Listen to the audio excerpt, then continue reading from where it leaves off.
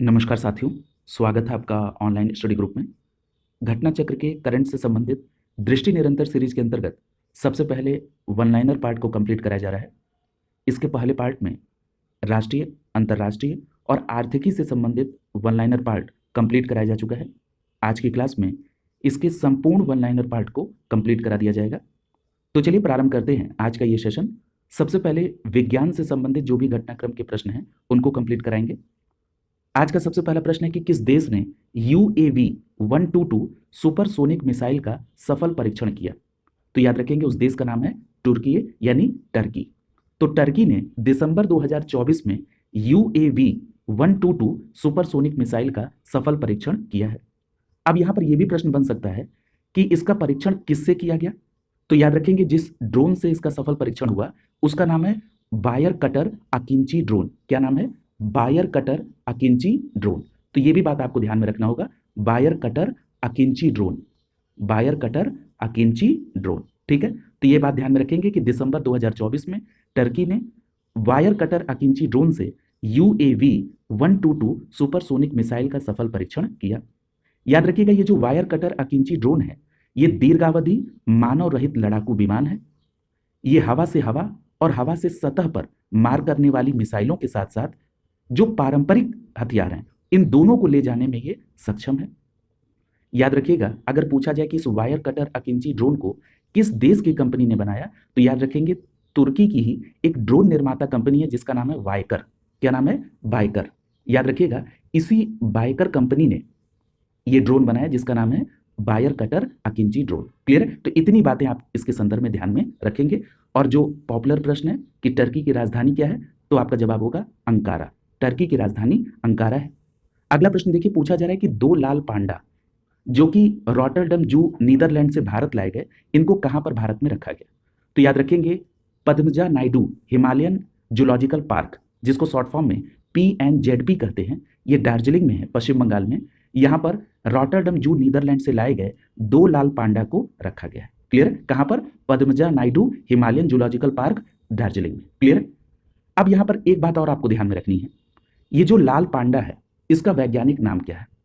तो याद रखेंगे इस लाल पांडा का वैज्ञानिक नाम है एलुरस फुल्गेंस। क्या नाम है? एलुरस फुल्गेंस। इसको भी नोट डाउन कर लेंगे, एलुरस एलुरस फुल्गेंस, एलुरस फुल्गेंस। ठीक है, तो इसको भी आप नोट डाउन कर लेंगे, यहां से भी प्रश्न बनता है। एक बात और ध्यान रखिएगा, ये जो लाल पांडा है सिक्किम का राजकीय पशु भी है। और अगर आपसे ये प्रश्न पूछा जाए कि जो IUCN की रेड लिस्ट है उसमें लाल पांडा को किस कैटेगरी में रखा गया है तो याद रखेंगे संकटग्रस्त कैटेगरी में रखा गया है। इंग्लिश में इसको बोलेंगे इंडेंजर्ड कैटेगरी में। क्लियर है? इंग्लिश टर्म अगर आप याद रखेंगे तो आपके लिए और आसान होगा। क्लियर है? क्योंकि इसी में जब अति संकटग्रस्त, ठीक है, ये शब्द और आ जाते हैं तो आपको उलझन हो जाती है या आपको कंफ्यूजन क्रिएट होता है। तो याद रखेंगे लाल पांडा को IUCN की रेड लिस्ट में इंडेंजर्ड कैटेगरी में रखा गया है। अगर हम बात करें कि लाल पांडा को सिटीज की में किस कैटेगरी में रखा गया है तो याद रखेंगे इसमें परिशिष्ट वन में रखा गया है। ठीक है, और वन्य जीव संरक्षण अधिनियम 1972 के तहत किसमें यह सूचीबद्ध है? अनुसूची फर्स्ट में। तो याद रखेंगे IUCN की रेड लिस्ट में इंडेंजर्ड कैटेगरी में, सिटीज में परिशिष्ट फर्स्ट में और वन्य जीव संरक्षण अधिनियम 1972 के तहत अनुसूची फर्स्ट में यह शामिल किया गया है। क्लियर? तो इतनी बात आप इसके अंतर्गत ध्यान में रखेंगे। अगला प्रश्न देखिए, पूछा जा रहा है कि किन दो नई सबमरीन केबल प्रणालियों को लॉन्च किया गया है। तो याद रखिएगा इसका पहला नाम है इंडिया एशिया एक्सप्रेस जिसको शॉर्ट फॉर्म में IAX कहते हैं, और दूसरा है इंडिया यूरोप एक्सप्रेस जिसको शॉर्ट फॉर्म में IEX कहते हैं। क्लियर है? तो याद रखेंगे जिन दो नई सबमरीन केबल प्रणाली को लॉन्च किया गया उसमें पहला नाम है इंडिया एशिया एक्सप्रेस और दूसरा है इंडिया यूरोप एक्सप्रेस। याद रखिएगा अगला प्रश्न यह भी बन सकता है कि जो इंडिया एशिया एक्सप्रेस है ये चेन्नई और मुंबई को इंटरनेट द्वारा किन जगहों से जोड़ता है। तो याद रखेंगे सिंगापुर, थाईलैंड और मलेशिया से। ठीक है, इंडिया एशिया एक्सप्रेस के माध्यम से चेन्नई और मुंबई को इंटरनेट के द्वारा सिंगापुर, थाईलैंड और मलेशिया से जोड़ता है ये। अगर हम बात कर लें इंडिया यूरोप एक्सप्रेस की तो ध्यान रखिएगा इंडिया यूरोप एक्सप्रेस यानी IEX केबल के माध्यम से चेन्नई और मुंबई को जिन देश से इंटरनेट द्वारा जोड़ा जाता है वो कौन है? फ्रांस, यूनान, सऊदी अरब, मिस्र और जिबूती। ठीक है, तो ये बातें आपको ध्यान में रखना होगा। अगला प्रश्न देखिए, पूछा जा रहा है कि किस मिशन ने सूर्य के सबसे करीब उड़ान भरने का रिकॉर्ड बनाया है। ये बहुत पॉपुलर प्रश्न है और ये प्रश्न आपसे पूछा भी जा सकता है। याद रखिएगा, ये नासा का मिशन है, सबसे पहली बात तो ये ध्यान रखिएगा। और नासा के उस मिशन का नाम है पार्कर सोलर प्रोब। क्या नाम है? Parker solar probe.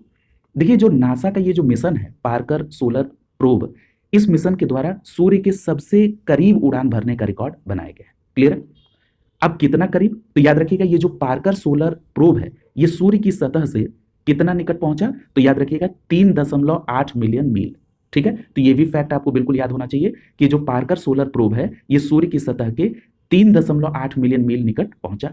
अगर पूछा जाए कि ये जो पार्कर सोलर मिशन है इसमें कितनी गति से सौर वातावरण से ये गुजरा, तो याद रखेंगे 430,000 मील प्रति घंटे की दर से। क्लियर है? तो ये सभी फैक्ट आपको ध्यान होने चाहिए। यहां पर एक बात और आपको ध्यान रखना है कि ये जो पार्कर सोलर प्रोब ये जो उड़ान भरा जिसने ये रिकॉर्ड बनाया सूर्य के सबसे करीब से होकर गुजरने का, इसने कितने डिग्री सेल्सियस तापमान को सहकर ये रिकॉर्ड बनाया, ये भी प्रश्न आपसे पूछा जा सकता है। तो याद रखिएगा, इसने 982 डिग्री सेल्सियस इतना ताप सहकर यह रिकॉर्ड एस्टेब्लिश किया है। 982 डिग्री सेल्सियस। क्लियर है? तो ये बात स्पष्ट हो गई। यहां पर एक प्रश्न और बनता है, ये पूछा जा सकता है कि जो नामकरण हुआ है इसका, ये किसके आधार पर किया गया। तो याद रखेंगे, एक खगोल भौतिकीविद हैं, इनके नाम के आधार पर इस मिशन का नाम पड़ा पार्कर सोलर प्रोब। उनका नाम क्या है? उन खगोल भौतिकीविद का नाम क्या है? तो याद रखिएगा, उनका नाम है यूजीन न्यूमैन पार्कर। क्या नाम है? Eugene Newman Parker. अब ये प्रश्न उठ रहा है कि मैं इतना जोर क्यों दे रहा हूं कि ये किसके नाम पर ये नाम पड़ा है। उसके पीछे का कारण है क्योंकि ये नासा का पहला ऐसा मिशन होगा जिसका नाम किसी जीवित शोधकर्ता के नाम पर रखा गया, तो इसलिए वो नाम जानना जरूरी है। याद रखेंगे, यूजीन न्यूमैन पार्कर जो कि एक खगोल भौतिकीविद हैं, इनके नाम पर इसका नाम पड़ा। क्या नाम पड़ा? Parker solar probe. ठीक है, तो ये पूरी बात स्पष्ट हो गई इस मिशन के बारे में। अगला प्रश्न देखिए। अगला प्रश्न आपसे पूछा जा रहा है कि विश्व स्वास्थ्य संगठन अर्थात WHO ने किस दिन को आयुष मेडिकल कोडिंग और रिकॉर्ड्स डे के रूप में मनाने की घोषणा की है। यहां पर आपको दो महत्वपूर्ण बातें ध्यान में रखनी है। सबसे पहली बात तो ये ध्यान में रखना है कि ये जो आयुष मेडिकल कोडिंग और रिकॉर्ड्स डे है ये कब मनाया जाएगा? तो 10 जनवरी को। और किसने ये मनाए जाने की घोषणा की? तब आपका जवाब होगा WHO ने। क्लियर है? यहां पर एक बात और याद रखिएगा कि जो WHO है जिसने ये आयुष मेडिकल कोडिंग और रिकॉर्ड्स डे 10 जनवरी को मनाने की घोषणा की है, इसकी स्थापना कब हुई थी? तो याद रखिएगा, इसकी स्थापना हुई थी 1948 में। कब हुई थी? 1948 में इसकी स्थापना हुई थी। याद रखिएगा, 7 अप्रैल 1948 को इसने कार्य करना प्रारंभ किया। यही कारण है कि 7 अप्रैल को विश्व स्वास्थ्य दिवस मनाया जाता है। यह भी फैक्ट आपको ध्यान में रखना होगा। याद रखिएगा, WHO एक अंतर सरकारी संगठन है। इसमें 194 इसके सदस्य देश हैं और 6 क्षेत्रीय कार्यालय WHO के हैं। क्लियर है? अब यहां पर एक प्रश्न और कोरिलेट कर सकते हैं आप कि जो WHO है इसका मुख्यालय कहां पर है? तो याद रखेंगे जेनेवा स्विट्जरलैंड में। क्लियर है? ये बात स्पष्ट हो गई।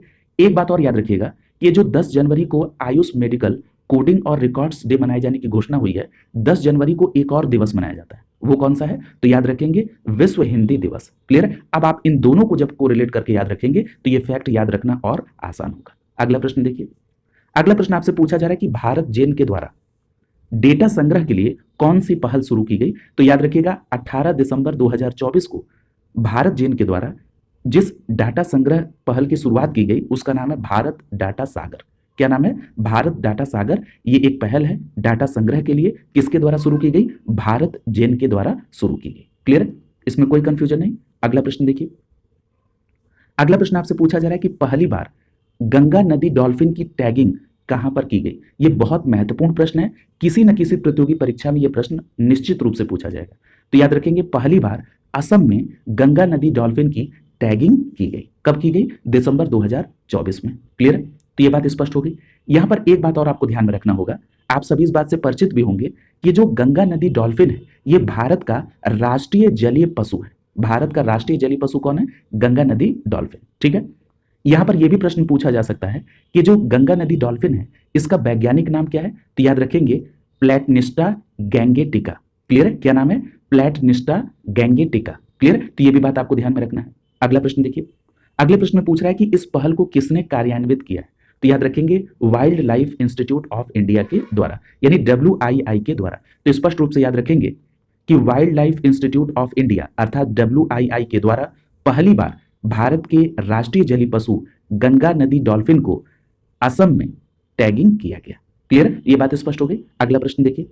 अगला प्रश्न आपसे पूछ रहा है कि किन देशों के अंतरिक्ष स्टार्टअप के द्वारा लेजर युक्त उपग्रहों का प्रयोग करके अंतरिक्ष मलबे को हटाने का अध्ययन करने पर सहमति बनी है? तो याद रखेंगे जापान और भारत।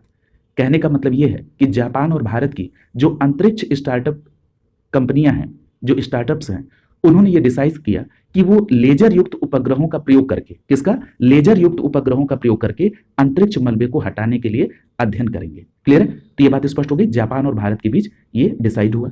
अगला प्रश्न देखिए। अगला प्रश्न पूछा जा रहा है कि टोक्यो जापान स्थित ऑर्बिटल लेजर्स किस भारतीय रोबोटिक्स कंपनी के साथ मिलकर इस अध्ययन को करेगी?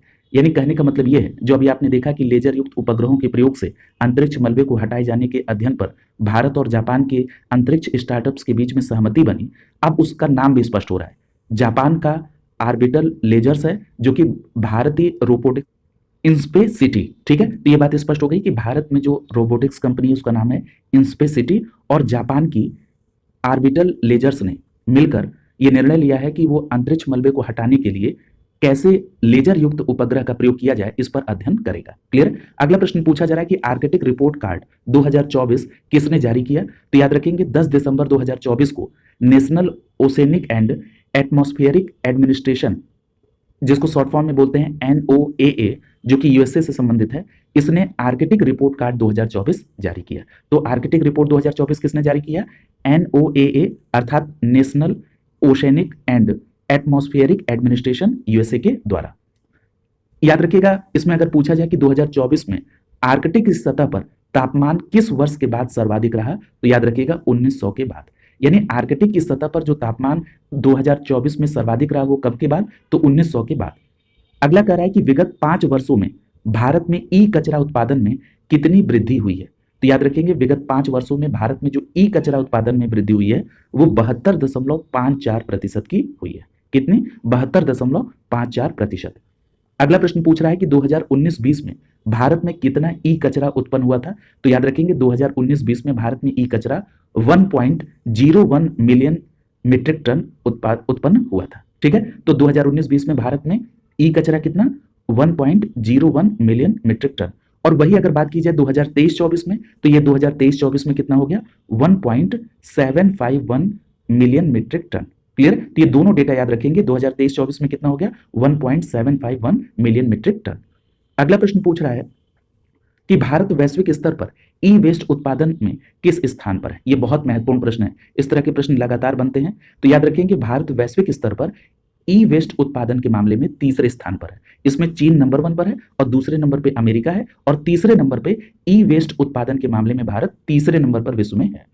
अगला प्रश्न पूछ रहा है कि भारत का पहला डायबिटीज बायो बैंक कहां पर स्थापित किया गया है? अब देखिए, इस तरह के जो भी प्रश्न हैं वो बहुत पूछे जाते हैं। क्यों? क्योंकि इसमें पहला लग गया है। भारत का पहला डायबिटीज बायो बैंक कहां पर? चेन्नई में स्टैब्लिश किया गया है। ठीक है, अगला प्रश्न पूछ रहा है कि भारत के पहले डायबिटीज बायो बैंक को किसने स्थापित किया है?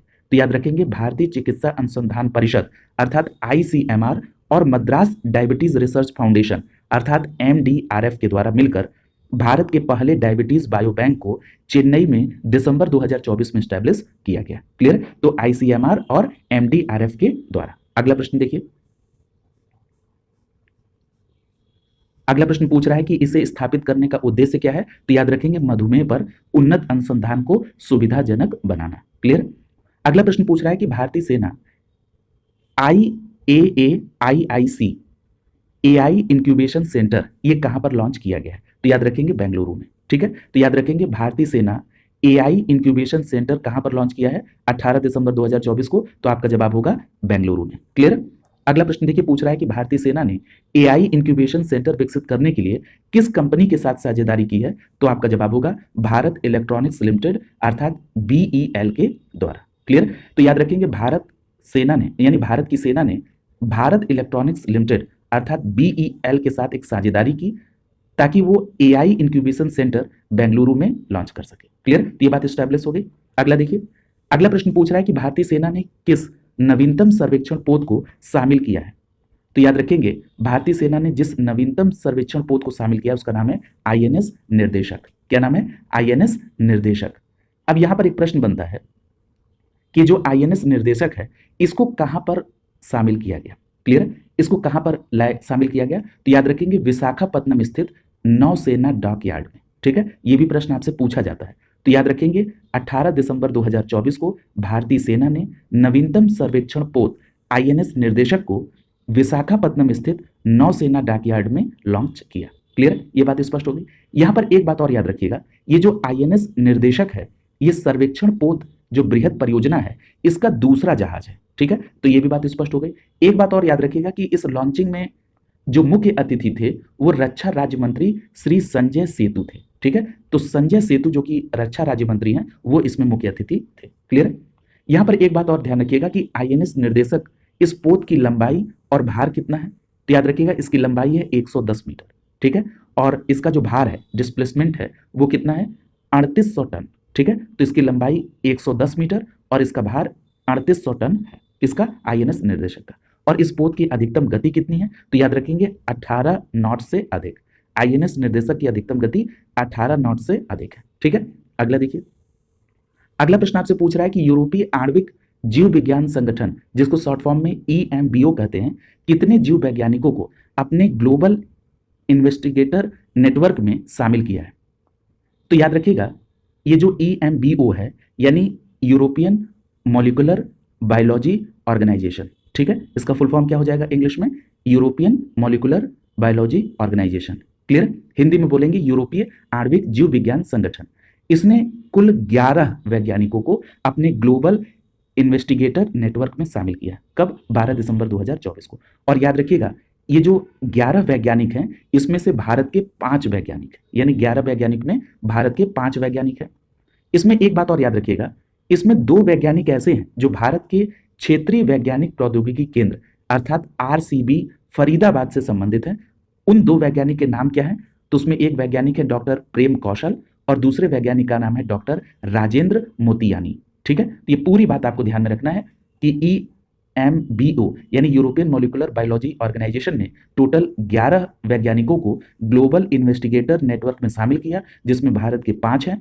और इन 5 में से 2 वैज्ञानिक ऐसे हैं जो कि क्षेत्रीय जैव प्रौद्योगिकी केंद्र फरीदाबाद से संबंधित हैं। उसमें एक वैज्ञानिक का नाम प्रेम कौशल है और दूसरे वैज्ञानिक का नाम राजेंद्र मोतियानी है। क्लियर? इस तरह से पूरी बात आपके ध्यान में होनी चाहिए। अगला देखिए। अगला प्रश्न पूछ रहा है कि इंडिया इंटरनेट गवर्नेंस फोरम अर्थात आईआईजीएफ 2024 का आयोजन कहां पर हुआ। तो याद रखेंगे इसका आयोजन भारत मंडपम नई दिल्ली में किया गया। इंडिया इंटरनेट गवर्नेंस फोरम, इसको शॉर्ट फॉर्म में क्या कहते हैं? आईआईजीएफ 2024। यहां पर एक बात और याद रखिएगा, इसका आयोजन कब हुआ ये भी याद रखना जरूरी है। तो 9 और 10 दिसंबर 2024 को इंडिया इंटरनेट गवर्नेंस फोरम 2024 का आयोजन किया गया। याद रखिएगा इसका उद्घाटन किसने किया, अगर ये प्रश्न पूछा जाए तो याद रखेंगे इसका उद्घाटन जितिन प्रसाद जी ने किया, जो कि आप जानते हैं कि केंद्रीय इलेक्ट्रॉनिक्स और सूचना प्रौद्योगिकी मंत्री हैं, साथ साथ वाणिज्य और उद्योग राज्य मंत्री हैं। ठीक है, तो ये बात स्पष्ट रूप से ध्यान में रखेंगे। यहां पर एक बात और याद रखिएगा, ये जो इंडिया इंटरनेट गवर्नेंस फोरम यानी आईआईजीएफ 2024 है, ये कौन सा संस्करण है? तो याद रखेंगे चौथा संस्करण। ये बहुत इंपॉर्टेंट है। ठीक है, तो याद रखेंगे चौथा आईआईजीएफ 2024 भारत मंडपम नई दिल्ली में 9 से 10 दिसंबर 2024 के बीच हुआ। अब ये प्रश्न पूछ रहा है ये जो चौथा आईआईजीएफ 2024 है इसका थीम क्या था। तो इसका थीम था भारत के लिए इंटरनेट गवर्नेंस में नवाचार। भारत के लिए इंटरनेट गवर्नेंस में नवाचार अर्थात innovating internet governance for India. ठीक है, तो ये बात ध्यान में रखेंगे, भारत के लिए इंटरनेट गवर्नेंस में नवाचार, ये थीम थी इसकी। अगला प्रश्न पूछ रहा है कि किस अभ्यारण्य में रॉयल बंगाल टाइगर का पहला फोटोग्राफिक प्रमाण प्राप्त हुआ है। तो याद रखेंगे रॉयल बंगाल टाइगर का जो पहला फोटोग्राफिक प्रमाण प्राप्त हुआ है उस अभ्यारण्य का नाम क्या है? सोनाई रूपाई वन्यजीव अभ्यारण्य। ये भी प्रश्न बहुत इंपॉर्टेंट है क्योंकि इसके साथ पहला लगा हुआ है। ठीक है, तो याद रखेंगे रॉयल बंगाल टाइगर का पहला फोटोग्राफिक प्रमाण सोनाई रूपाई वन्यजीव अभ्यारण्य में मिला। और ये सोनाई रूपाई वन्यजीव अभ्यारण्य कहां पर है? तब आपका जवाब होगा असम में। क्लियर? अगला प्रश्न पूछ रहा है किस संस्थान ने भारत में पहला हाइपर लूप परीक्षण ट्रैक का अनावरण किया। तो याद रखेंगे उस संस्थान का नाम है आईआईटी मद्रास। याद रखिएगा आईआईटी मद्रास ने दिसंबर 2024 में भारत में पहला हाइपर लूप परीक्षण ट्रैक का अनावरण किया? किसने? आईआईटी मद्रास ने। अब ये प्रश्न बन रहा है कि ये जो आईआईटी मद्रास ने भारत के पहले हाइपर लूप परीक्षण ट्रैक का अनावरण दिसंबर 2024 में किया, इसकी लंबाई कितनी है? तो याद रखेंगे इसकी लंबाई 410 मीटर है। कितनी है? 410 मीटर। अगला प्रश्न देखिए, पूछा जा रहा है कि किस संस्थान के शोधकर्ताओं ने मीथेन और कार्बन डाइऑक्साइड को स्वच्छ बायोफ्यूल में बदलने के लिए जैविक विधि विकसित की है? तो याद रखेंगे उस आईआईटी का नाम क्या है? आईआईटी गुवाहाटी। ठीक है, क्या नाम है? आईआईटी गुवाहाटी। तो ध्यान रखिएगा, आईआईटी गुवाहाटी के शोधकर्ताओं ने मीथेन और कार्बन डाइऑक्साइड को स्वच्छ बायोफ्यूल में बदलने के लिए जैविक विधि विकसित की है। कहाँ के? आईआईटी गुवाहाटी के शोधकर्ताओं ने। अगर आपको जो मैंने पहली क्लास दी थी करंट से संबंधित, उसमें आईआईटी गुवाहाटी का जिक्र आया था। मैं चाह रहा था कि उसको भी यहाँ पर कोरिलेट कर दें ताकि आपको याद रखने में आसानी हो। वहां पर आपने गुवाहाटी का नाम किस संदर्भ में पढ़ा था? आईआईटी गुवाहाटी का नाम तो आपको याद होगा, एक रिपोर्ट थी जिसका नाम था district level climate risk assessment for India report. याद रखिएगा, इस रिपोर्ट को डेवलप किया था आईआईटी मंडी ने, आईआईटी गुवाहाटी ने और CSTEP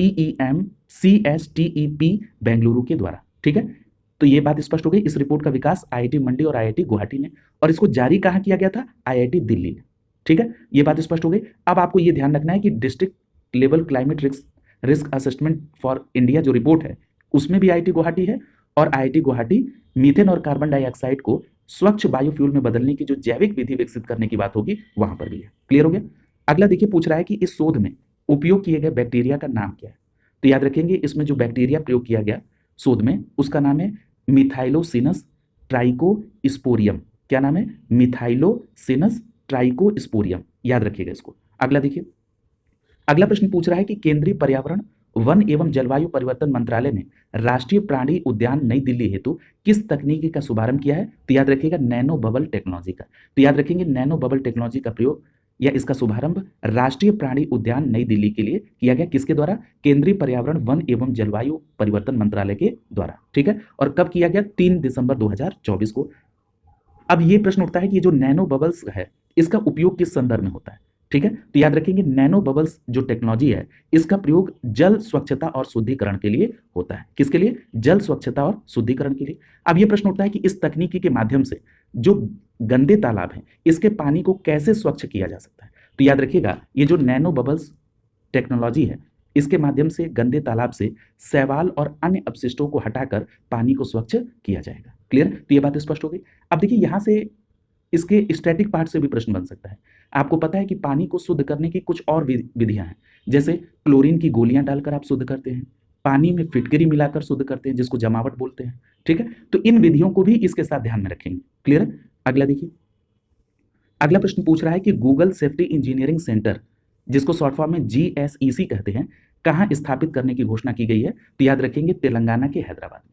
तो याद रखेंगे तेलंगाना राज्य के हैदराबाद में Google safety engineering centre establish करने की घोषणा दिसंबर 2024 में की गई। तो याद रखेंगे गूगल सेफ्टी इंजीनियरिंग सेंटर कहाँ पर स्टैब्लिश होगा? हैदराबाद में। यहाँ पर एक बात और याद रखिएगा, ये जो गूगल सेफ्टी इंजीनियरिंग सेंटर है अर्थात GSEC, ये विश्व के किन स्थानों पर स्थापित किया गया है? तो याद रखेंगे आयरलैंड के डबलिन में, जर्मनी के म्यूनिख में, स्पेन के मलागा में और जापान के टोक्यो में।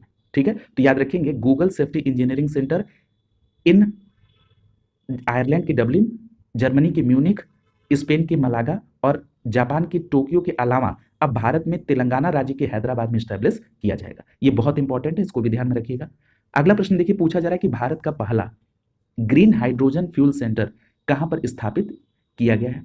तो याद रखिएगा, भारत का जो पहला ग्रीन हाइड्रोजन फ्यूलिंग स्टेशन है वो लेह लद्दाख में स्टैब्लिश किया गया है। ठीक है, भारत का पहला ग्रीन इंडियन फ्यूलिंग सेंटर है लेह लद्दाख में। ठीक है, ये बात स्पष्ट हो गई। अब यहां पर एक प्रश्न और बन सकता है कि जो स्टेशन स्टैब्लिश हुआ है किसके द्वारा किया गया?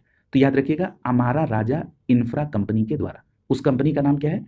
Amara Raja, Amara Raja, Amara Raja infra company. ठीक है, तो ये बात आपको ध्यान में रखनी होगी।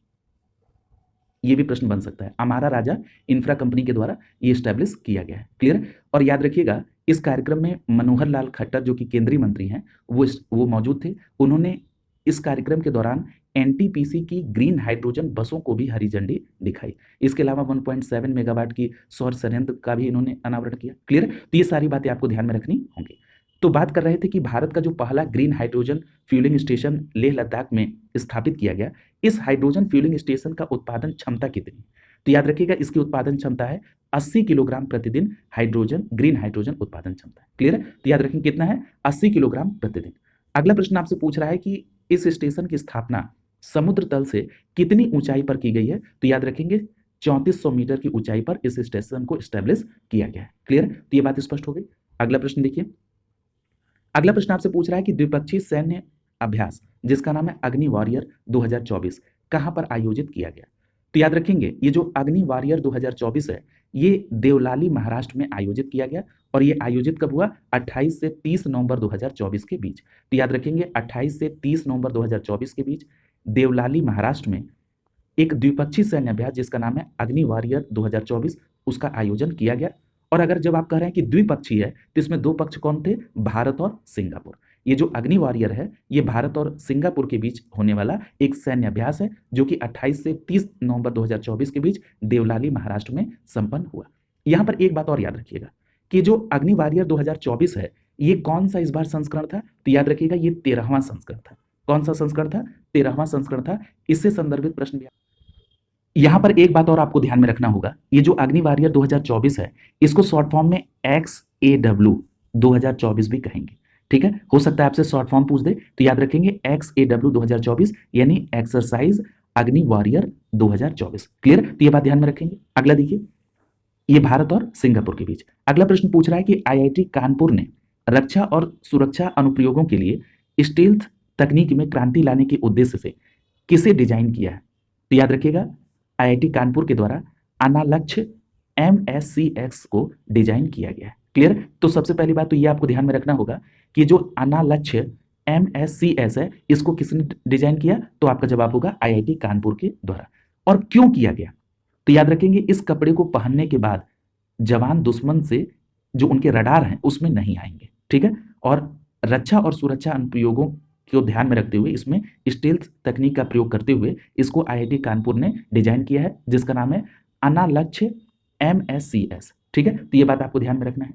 और ये जो MSCS है इसका फुल फॉर्म क्या होगा? तो याद रखेंगे इसका फुल फॉर्म होगा meta material surface cloaking system. ठीक है, तो ये बात ध्यान में रखेंगे, MSCS का फुल फॉर्म होगा meta material surface clocking system. ठीक है, तो ये बात ध्यान में रखेंगे। अगला देखिए, पूछ रहा है कि भारत ने नवीनतम नेटवर्क रेडिनेस इंडेक्स 2024 अर्थात NRI 2024 में कितनी रैंक प्राप्त की है? ये बहुत महत्वपूर्ण प्रश्न है।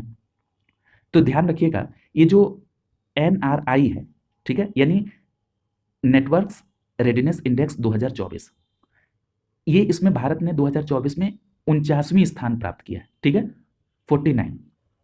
अब ये प्रश्न उठता है कि ये जो नेटवर्क रेडिनेस इंडेक्स है इसमें 2023 में भारत का कौन सा स्थान था? तो याद रखेंगे भारत का 2023 में 60वां स्थान था। ठीक है, तो ध्यान रखिएगा नेटवर्क रेडिनेस इंडेक्स 2024 यानी NRI 2024 में भारत का 49वां स्थान और 2023 में भारत का 60वां स्थान था। यानी भारत ने 11 स्थान की छलांग की। ठीक है, यानी 11 स्थान इंप्रूवमेंट किया भारत ने। क्लियर? तो ये बात स्पष्ट रूप से ध्यान में रखेंगे।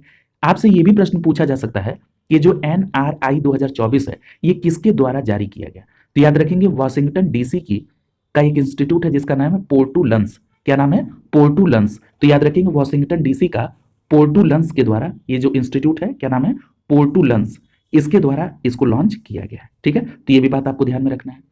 यहां पर एक बात और आपको ध्यान में रखना है कि जो रिपोर्ट है इसमें बताया गया कि जो भारत है वो निम्न मध्यम आय वाले देशों के समूह में शामिल है। ठीक है, याद रखिएगा ये प्रश्न पूछा गया इस तरह का प्रश्न कि भारत किस आय वर्ग में है? तो निम्न मध्यम आय वर्ग वाले देशों में है। और याद रखिएगा कि निम्न मध्यम आय वाले देशों के समूह में भारत वियतनाम के बाद दूसरे स्थान पर है।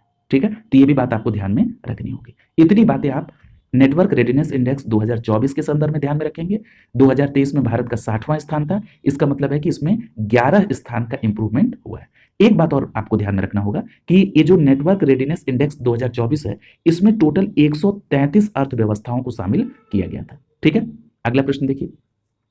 अगला प्रश्न पूछ रहा है कि भारत को किस रिपोर्ट में एआई यानी आर्टिफिशियल इंटेलिजेंस के अंगीकरण के संदर्भ में अग्रणी रूप में स्थान मिला है। तो याद रखेंगे उस रिपोर्ट का नाम है बोस्टन कंसल्टिंग ग्रुप। क्या नाम है? Boston consulting group. इसको शॉर्ट फॉर्म में कहते हैं बीसीजी। क्लियर है? तो याद रखेंगे बोस्टन कंसल्टिंग ग्रुप यानी बीसीजी रिपोर्ट में भारत को एआई अंगीकरण के संदर्भ में अग्रणी स्थान मिला है। ठीक है, अगला प्रश्न देखिए, पूछ रहा है कि ग्लोबल पीटलैंड हॉटस्पॉट एटलस 2024 किस संगठन के द्वारा प्रकाशित किया गया? तो आपका जवाब होगा यूएनईपी के द्वारा। किसके द्वारा? यूएनईपी के द्वारा, यानी संयुक्त राष्ट्र पर्यावरण कार्यक्रम, United Nation environment programme. UNEP के द्वारा global peatland hot spot atlas 2024 प्रकाशित किया गया। अगर आपसे यह प्रश्न पूछा जाए कि यूएनईपी इसकी स्थापना कब हुई थी, तो याद रखिएगा यूएनईपी की स्थापना 1972 में हुई थी। ठीक है, और याद रखिएगा इसमें 193 सदस्य देश हैं और यूएनईपी का मुख्यालय नैरोबी केन्या में है। ठीक है, तो ये सभी बातें आपको ध्यान में रखना है। अगला प्रश्न आपसे पूछा जा रहा है कि यह किन रिपोर्टरों पर आधारित है? ये जो संयुक्त राष्ट्र पर्यावरण कार्यक्रम ने ग्लोबल पीटलैंड हॉटस्पॉट एटलस 2024 जारी किया, ये किन रिपोर्टों पर आधारित है? तो याद रखेंगे ग्लोबल पीटलैंड असेसमेंट और ग्लोबल पीटलैंड मैप 2.0 पर आधारित है। ठीक है, अगला प्रश्न आपसे पूछ रहा है कि संयुक्त राष्ट्र पर्यावरण कार्यक्रम अर्थात यूएनईपी की ग्लोबल पीटलैंड की पहल की जो शुरुआत हुई वो कब हुई थी? तो याद रखिएगा UNFCCC कॉप, ये मराकेश मोरक्को में वर्ष 2016 में इसकी शुरुआत हुई थी। कहां पर? मराकेश मोरक्को में वर्ष 2016 में। ठीक है, अगला प्रश्न देखिए, पूछ रहा है कि HIV जीनोम का पता लगाने के लिए कौन सी तकनीक विकसित की गई है? तो याद रखेंगे HIV जीनोम को पता लगाने के लिए जिस तकनीक को विकसित किया गया है उसका नाम है GQRCP। क्या नाम है? GQRCP। और HIV का फुल फॉर्म क्या होता है? Human immuno deficiency virus. ठीक है, अच्छा, अब ये प्रश्न उठता है कि जो HIV जीनोम को पता करने के लिए GQRCP तकनीक विकसित की गई है, किसने इसको विकसित किया है? तो याद रखेंगे जवाहरलाल नेहरू उन्नत वैज्ञानिक अनुसंधान केंद्र अर्थात JNCASR के द्वारा। ठीक है, तो ये बात भी आपको ध्यान में रखनी। अगला देखिए, अगला प्रश्न आपसे पूछ रहा है कि किसने शक्तिशाली गाइडेड पिनाका हथियार प्रणाली का सफल परीक्षण किया है? तो याद रखेंगे रक्षा अनुसंधान एवं विकास संगठन अर्थात DRDO ने 14 नवंबर 2024 को पिनाका हथियार प्रणाली का सफल परीक्षण किया है। किसने किया है? तो याद रखेंगे DRDO के द्वारा यह सफल परीक्षण किया गया है। ठीक है, तो ये बात स्पष्ट हो गई, आपको स्पष्ट रूप से ध्यान में रखना है। अगला प्रश्न आपसे पूछा जा रहा है कि ऑपरेशन द्रोणागिरी, क्या नाम है ऑपरेशन का? ऑपरेशन द्रोणागिरी किस नीति के तहत शुरू किया गया है? तो याद रखेंगे ये जो ऑपरेशन द्रोणागिरी है इसकी शुरुआत किसके तहत हुई है? राष्ट्रीय भू स्थानिक नीति 2022 के तहत। ठीक है, तो ये बात स्पष्ट रूप से आपको ध्यान में रखनी होगी। अगला प्रश्न आपसे पूछ रहा है कि ये जो ऑपरेशन द्रोणागिरी है इसका उद्देश्य क्या है? तो याद रखेंगे ऑपरेशन द्रोणागिरी का उद्देश्य है कि नागरिकों की जीवन की गुणवत्ता और व्यवसाय में सुगमता को बेहतर बनाने में भू स्थानिक प्रौद्योगिकी के अनुप्रयोग का प्रदर्शन करना। ठीक है, तो ये बात ध्यान में रखेंगे। अगला देखिए, अगला प्रश्न पूछ रहा है, ये बहुत महत्वपूर्ण प्रश्न है कि ये जो ऑपरेशन द्रोणागिरी के बारे में आपने पढ़ा है जो कि राष्ट्रीय भू स्थानिक नीति 2022 के तहत शुरू किया गया, जो कि नागरिकों के जीवन की गुणवत्ता उनके व्यवसाय में सुगमता को लाने के लिए भू स्थैतिक प्रौद्योगिकी के उपयोग का ये प्रदर्शन करेगा। इसको प्रायोगिक तौर पर यानी पहले चरण में ऑपरेशन द्रोणागिरी को किन क्षेत्र में यानी किन राज्यों में इसको लागू किया जाएगा? पहले चरण में। तो याद रखिएगा पहले चरण में उत्तर प्रदेश, हरियाणा, असम, आंध्र प्रदेश और महाराष्ट्र में इसको लागू किया जाएगा। ये बहुत महत्वपूर्ण है, इसमें उत्तर प्रदेश भी शामिल है। ऑपरेशन द्रोणागिरी को उत्तर प्रदेश, हरियाणा, असम, आंध्र प्रदेश और महाराष्ट्र में पहले चरण में लागू किया जाएगा। और ये भी याद रखिएगा कि ऑपरेशन द्रोणागिरी के तहत 3 मुख्य क्षेत्र इसमें शामिल किए गए। कितने क्षेत्र? 3। कौन कौन से? कृषि, आजीविका और रसद एवं परिवहन। ठीक है, कृषि, आजीविका और रसद एवं परिवहन, ये किसमें? ऑपरेशन द्रोणागिरी के तहत ये 3 मुख्य क्षेत्र शामिल किए गए। क्लियर है, तो ये बात ध्यान में रखिएगा। अगला प्रश्न देखिए, अगले प्रश्न में पूछा जा रहा है कि राष्ट्रीय ताप विद्युत निगम यानी NTPC लिमिटेड ने विश्व का पहला CO2 से मिथेनॉल रूपांतरण का जो संयंत्र स्थापित किया है वो कहां पर किया है? तो याद रखिएगा विंध्याचल ताप ऊर्जा संयंत्र मध्य प्रदेश में। ठीक है, तो याद रखेंगे NTPC का विश्व का पहला CO2 से मिथेनॉल रूपांतरण का जो संयंत्र है ये कहां पर स्थापित हुआ? विंध्याचल ताप ऊर्जा संयंत्र मध्य प्रदेश में। अगला प्रश्न देखिए, पूछा जा रहा है कि किस देश ने ZIMSAT-2 उपग्रह को लॉन्च किया है? तो याद रखेंगे उस देश का नाम है जिम्बाब्वे। क्या नाम है? जिम्बाब्वे। तो ध्यान रखिएगा ये जो ZIMSAT SAT-2 उपग्रह है, ये जिम्बाब्वे के द्वारा नवंबर 2024 में लॉन्च किया गया।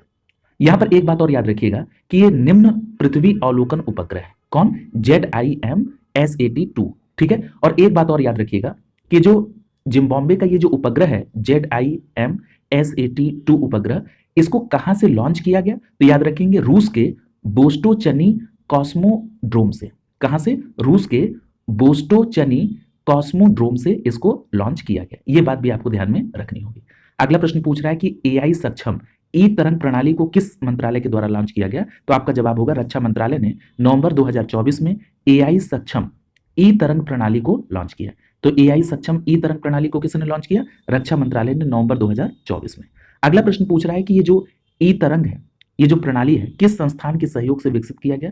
तो याद रखेंगे ई तरंग प्रणाली को भास्कराचार्य राष्ट्रीय अनुसंधान अनुप्रयोग और भू सूचना संस्थान अर्थात BISAGN के सहयोग से विकसित किया गया, ठीक है। तो याद रखेंगे ये जो ई तरंग प्रणाली है, इसको लॉन्च किया रक्षा मंत्रालय ने और किस संस्थान के सहयोग से विकसित हुआ? भास्कराचार्य राष्ट्रीय अंतरिक्ष अनुप्रयोग और भू सूचना संस्थान के सहयोग से। क्लियर? अगला प्रश्न पूछ रहा है कि ई तरंग प्रणाली का डेवलप करने का मूल उद्देश्य क्या था? तो याद रखेंगे रक्षा स्पेक्ट्रम के स्वचालित कुशल नियोजन और प्रबंधन को सक्षम बनाने के लिए ई तरंग प्रणाली को डेवलप किया गया। क्लियर? तो ये यहां पर ये कंप्लीट हुआ। अगला है संक्षिप्तियां।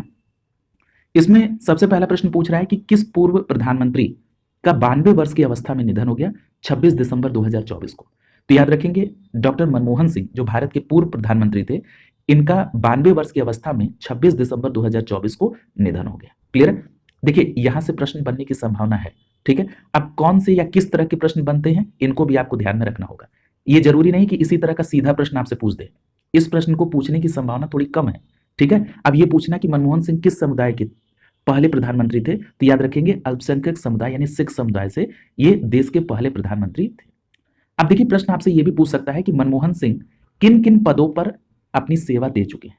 इस तरह के प्रश्न पूर्व में भी पूछे गए हैं अलग अलग लोगों के लिए। क्लियर है? तो सबसे पहली बात तो ये ध्यान में रखिएगा कि अगर पूछा जाए कि डॉक्टर मनमोहन सिंह का जन्म कहां पर हुआ था और कब हुआ था, तो याद रखिएगा 26 सितंबर 1932 को, 26 सितंबर 1932 को डॉक्टर मनमोहन सिंह का जन्म अविभाजित पंजाब के एक गांव है जिसका नाम है गाह। गांव का नाम क्या है? गाह, ठीक है। तो याद रखेंगे कब हुआ? 26 सितंबर 1932 को। याद रखिएगा अगर ये पूछा जाए कि मनमोहन सिंह किन किन क्षेत्रों में अपनी सेवा दे चुके हैं, तो सबसे पहले इन्होंने पंजाब विश्वविद्यालय चंडीगढ़ में अर्थशास्त्र के प्रोफेसर के रूप में सेवा दी। उसके बाद वो 1969 में दिल्ली विश्वविद्यालय के जो दिल्ली स्कूल ऑफ इकोनॉमिक्स है उसमें अंतर्राष्ट्रीय व्यापार की प्रोफेसर बने। उसके बाद ये 1971 में आप देखेंगे कि विदेश व्यापार मंत्रालय में आर्थिक सलाहकार बने। 1972 से 76 तक ये वित्त मंत्रालय के मुख्य आर्थिक सलाहकार भी रहे। कब? 72 से 76 के बीच में। याद रखिएगा बाद में ये 76 से 80 के बीच में आर्थिक कार्य विभाग के सचिव भी रहे। और जो सबसे महत्वपूर्ण बात यह है कि 1980 से लेकर 82 तक योजना आयोग के सदस्य सचिव रहे, ठीक है। याद रखिएगा 1982 यानी सितंबर 1982 से जनवरी 1985 तक, ड्यूरेशन याद रखिएगा, सितंबर 1982 से जनवरी 1985 तक डॉक्टर मनमोहन सिंह आरबीआई के गवर्नर भी रहे। क्लियर? तो ये बात ध्यान में रखेंगे। उसके बाद 1991 से 1996 तक ये भारत के वित्त मंत्री रहे और बाद में 22 मई 2004 को ये भारत के प्रधानमंत्री बने। 2009 तक इनका पहला कार्यकाल चला। उसके बाद मई 2009 से 2014 तक ये दूसरे कार्यकाल के लिए भारत के प्रधानमंत्री रहे, ठीक है। तो ये सारी बातें आपको ध्यान में रखनी होंगी और ये भी ध्यान में रखिएगा कि पूर्व प्रधानमंत्री मनमोहन सिंह जी को पद्म विभूषण भी मिल चुका है 1987 में, ठीक है। तो ये सारी बातें आपको ध्यान में रखनी होंगी। अगला प्रश्न देखिए, पूछा जा रहा है कि उत्तराखंड उच्च न्यायालय के मुख्य न्यायाधीश के रूप में किसने शपथ ली। अब देखिए मैंने आपसे पूर्व में भी कहा था कि इस तरह के प्रश्न डायरेक्ट भी आ सकते हैं और हो सकता है उसका स्टैटिक पार्ट भी पूछ लिया जाए। जैसे पूछा जा रहा है कि उत्तराखंड उच्च न्यायालय के मुख्य न्यायाधीश किसने शपथ ली, तो पहले उनका नाम देखिए, न्यायमूर्ति जी नरेंद्र ने। क्लियर है? तो स्पष्ट रूप से याद रखेंगे 26 दिसंबर 2024 को न्यायमूर्ति जी नरेंद्र जी ने उत्तराखंड उच्च न्यायालय के मुख्य न्यायाधीश के रूप में शपथ ली। किसने? न्यायमूर्ति जी नरेंद्र ने। क्लियर? अब आपसे स्टैटिक पार्ट से क्या प्रश्न बन सकता है? सबसे पहला प्रश्न तो यही बन सकता है कि भारतीय संविधान के किस भाग में उच्च न्यायालय का प्रावधान किया गया है। तो आपका जवाब क्या होगा? भाग 6 के अध्याय 5 में उच्च न्यायालय का प्रावधान किया गया है। यानी राज्यों में जो उच्च न्यायालय होंगे वो भाग 6 के अध्याय 5 में है। और अगर आपसे पूछा जाए कि भारतीय संविधान के किस अनुच्छेद में यह कहा गया कि प्रत्येक राज्य के लिए उच्च न्यायालय होगा, तो याद रखिएगा ये अनुच्छेद 214, स्पष्ट रूप से ध्यान में रखिएगा। अनुच्छेद 214 में कहा गया कि प्रत्येक राज्य के लिए एक उच्च न्यायालय होगा। क्लियर? अगर आपसे यह प्रश्न पूछ लिया जाए कि उच्च न्यायालय का जो गठन है ये किस अनुच्छेद में है, तो याद रखिएगा उच्च न्यायालय का जो गठन है वो अनुच्छेद 216 में। अब उच्च न्यायालय के गठन का मतलब क्या है? तो उच्च न्यायालय के गठन के संदर्भ में कहा गया कि प्रत्येक उच्च न्यायालय मुख्य न्यायमूर्ति और ऐसे अन्य न्यायाधीशों से मिलकर बना होगा जिन्हें राष्ट्रपति समय समय पर नियुक्त करना आवश्यक समझे। क्लियर? तो यहां पर यह भी बात समझ में आ गई ना कि नियुक्ति कौन कर रहा है? राष्ट्रपति। क्लियर? स्पष्ट हो गया? तो उच्च न्यायालय का गठन किसमें? अनुच्छेद 216 में। प्रत्येक राज्यों में उच्च न्यायालय होगा किसमें? अनुच्छेद 214 में। क्लियर? और ये जो उच्च न्यायालय के न्यायाधीशों की जो पद की शर्तें हैं वो किसमें है? तो याद रखिएगा अनुच्छेद 217 में। ठीक है, इनकी पद की शर्तें अनुच्छेद 217 में। और एक अनुच्छेद और आपको ध्यान में रखना है कि पूछा जाए कि उच्च न्यायालय के जो न्यायाधीश हैं इनके द्वारा जो शपथ या प्रतिज्ञान लिया जाएगा ये किस अनुच्छेद में वर्णित है? तो याद रखिएगा अनुच्छेद 219 में। क्लियर? अनुच्छेद 219 में उच्च न्यायालय के न्यायाधीशों द्वारा जो शपथ या प्रतिज्ञान लिए जाने की बात है वो इसमें व्याख्या दी गई है कि जो उच्च न्यायालय का न्यायाधीश होगा वो राज्यपाल या उसके द्वारा नियुक्त किसी व्यक्ति के समक्ष शपथ लेगा या प्रतिज्ञान करेगा। क्लियर? ये बात स्पष्ट हो गई है किसमें? अनुच्छेद 219 में। इतनी बातें आपको रिलेट करके याद रखिएगा। क्लियर? अगला देखिए, अगला प्रश्न आपसे पूछ रहा है कि आर्ट ऑफ इम्प्लीमेंटेशन ये पुरस्कार किसे प्रदान किया गया? तो याद रखेंगे आर्ट ऑफ इम्प्लीमेंटेशन पुरस्कार डॉक्टर सच्चिदानंद जोशी जी को 24 दिसंबर 2024 को दिया गया। आर्ट ऑफ इम्प्लीमेंटेशन पुरस्कार सच्चिदानंद जोशी। अगला प्रश्न पूछ रहा है कि किस क्षेत्र में असाधारण योगदान के लिए पुरस्कार दिया गया? तो शिक्षा और संस्कृति के क्षेत्र में डॉक्टर सच्चिदानंद जोशी के योगदान को लेकर इन्हें आर्ट ऑफ इम्प्लीमेंटेशन पुरस्कार 24 दिसंबर 2024 को दिया गया। सच्चिदानंद जोशी। अगला देखिए, पूछ रहा है कि किस फिल्म निर्देशक और निर्माता का 90 वर्ष की अवस्था में निधन हो गया? तो उनका नाम है श्याम बेनेगल। क्या नाम है? श्याम बेनेगल। आपसे प्रश्न ऐसे भी पूछा जा सकता है कि हाल ही में चर्चा में रहे श्याम बेनेगल का संबंध किस क्षेत्र से है? तो आप क्या कहेंगे? ये फिल्म निर्देशक और निर्माता थे और 90 वर्ष की आयु में इनका निधन हो गया 23 दिसंबर 2024 को। अगला प्रश्न देखिए, पूछ रहा है कि 2023 का राष्ट्रीय तानसेन सम्मान किसे प्रदान किया गया?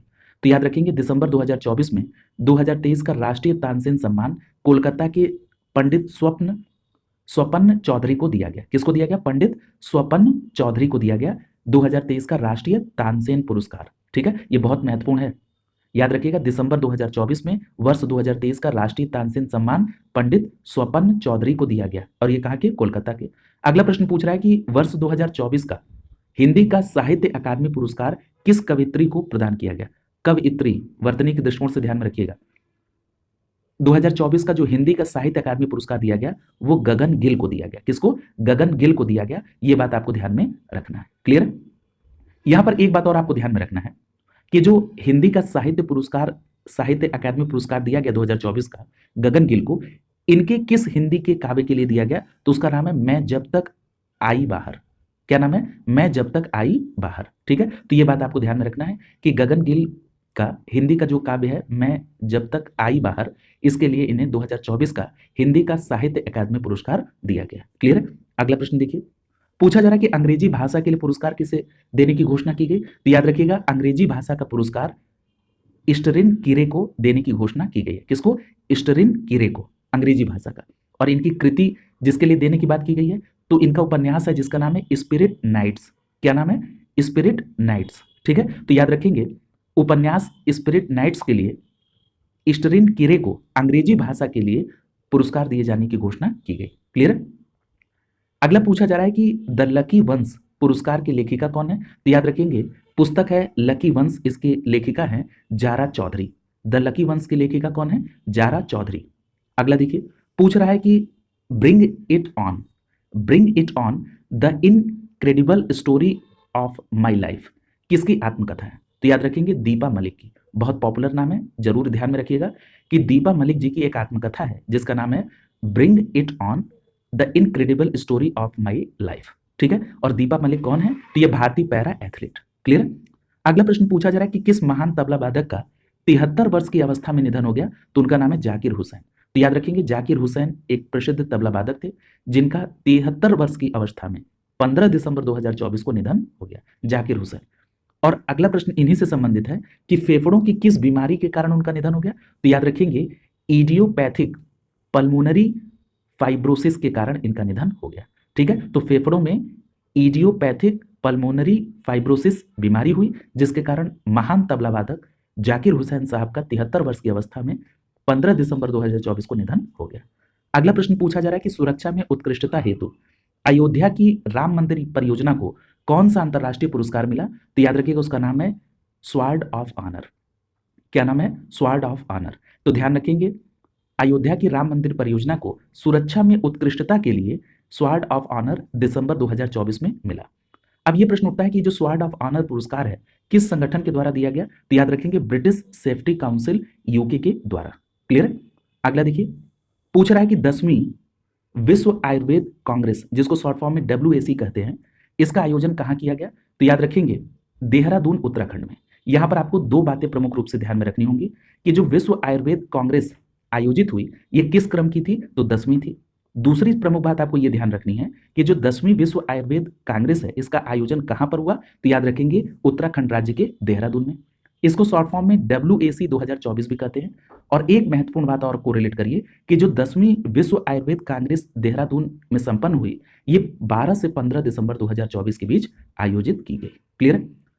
अगला प्रश्न पूछ रहा है कि जो देहरादून में 10वीं विश्व आयुर्वेद कांग्रेस आयोजित हुई इसकी थीम क्या थी। तो याद रखेंगे इसकी थीम थी डिजिटल हेल्थ आयुर्वेद का दृष्टिकोण। इसकी थीम क्या थी? डिजिटल हेल्थ आयुर्वेद का दृष्टिकोण। क्लियर? तो ये बात ध्यान में रखिएगा।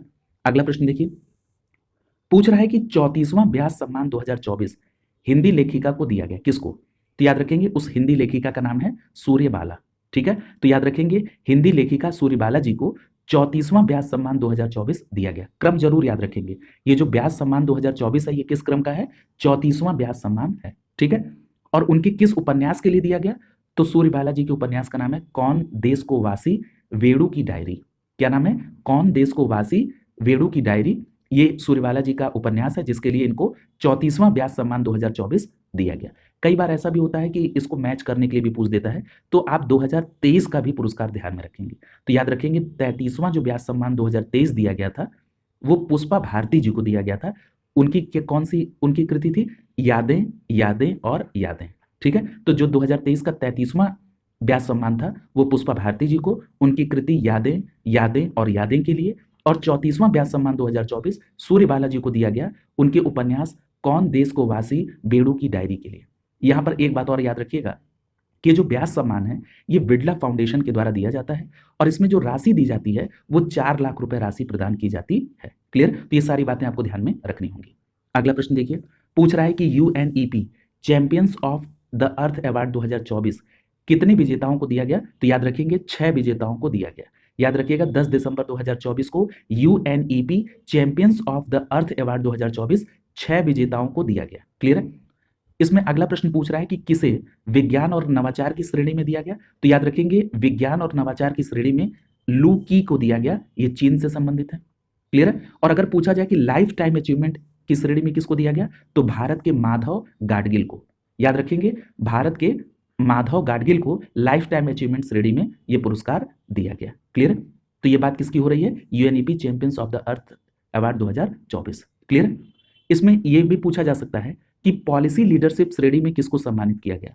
तो याद रखिएगा पॉलिसी लीडरशिप श्रेणी में ब्राजील की सोनिया गुआजा जारा को दिया गया। किसको? सोनिया गुआजा जारा को, जो कि ब्राजील से संबंधित है। इनको पॉलिसी लीडरशिप श्रेणी में सम्मानित किया गया। मुख्य रूप से आपको यह ध्यान रखना है कि भारत के माधव गाडगिल को लाइफ टाइम अचीवमेंट श्रेणी में सम्मानित किया गया। क्लियर है? अगला प्रश्न देखिए, पूछा रहा कि इंस्पिरेशन एंड एक्शन श्रेणी में कौन से 2 व्यक्तियों को सम्मानित किया गया।